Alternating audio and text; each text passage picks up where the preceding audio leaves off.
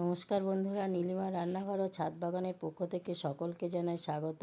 আজ আমি চলে এসেছি আমার রান্নাঘরে নতুন একটা রেসিপি নিয়ে। আজ আমি বানাবো ঝিঙে আলু দিয়ে মটর ডালের জল বড়া। এর জন্যে দেখুন ঝিঙেগুলো এইভাবে কেটে নিয়েছি আর আলু কেটে নিয়েছি। অন্যদিকে মটর ডাল ভিজিয়ে মিক্সচারে পেস্ট করে নিয়েছি, আপনারা চাইলে হাতেও বেটে নিতে পারেন। এবার ওই মটর ডালটা লঙ্কার গুঁড়ো, লবণ ও একটু মিষ্টি দিয়ে মেখে রেখে দিলাম। তারপর অন্যদিকে কড়াইতে তেল দিয়ে তেল গরম হলে আলুগুলো ভেজে আলাদা করে তুলে রাখলাম। তারপর আরেকটু তেল দিয়ে কড়াইতে কালো জিরে, কাঁচা লঙ্কা ফোড়ন দিয়ে, আপনারা চাইলে শুকনো লঙ্কাও দিতে পারেন, দিয়ে ঝিঙেগুলো দিয়ে হলুদ দিয়ে ভাজবো। কারণ এখানে কিন্তু আমি এখন লবণ দেবো না, তাহলে জল বেরিয়ে ভাজাটা ভালো হবে না। তারপর ঝিঙেটা একটু ভাজা হয়ে গেলে সেই ভাজা আলুগুলো আর একটু আদা গ্রেট করে নিয়ে আমি আরেকটু ভাজলাম।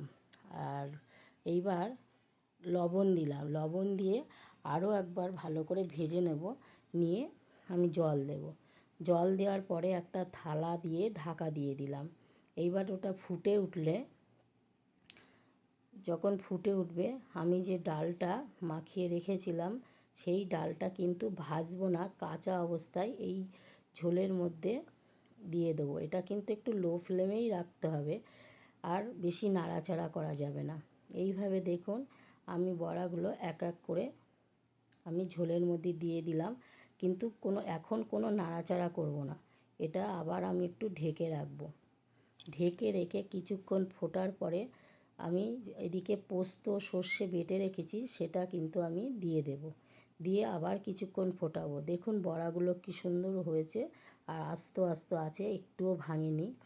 এইভাবে আমি কিছুক্ষণ ফোটানোর পরে আমি একটু মিষ্টি দেবো। তা আপনারা গরমে এই জিনিসটা কিন্তু করে খেতে পারেন, খুবই ভালো লাগবে, আর খেতেও কিন্তু খুব টেস্টি হয়। তা এইভাবে দেখুন আমার রান্নাটা কিন্তু হয়ে গেল। আর আপনাদের এই রান্নাটা কেমন লাগলো অবশ্যই আমাকে জানাবেন। আজ এই পর্যন্ত, দেখা হবে আগামী পর্বে। সকলে ভালো থাকবেন, সুস্থ থাকবেন।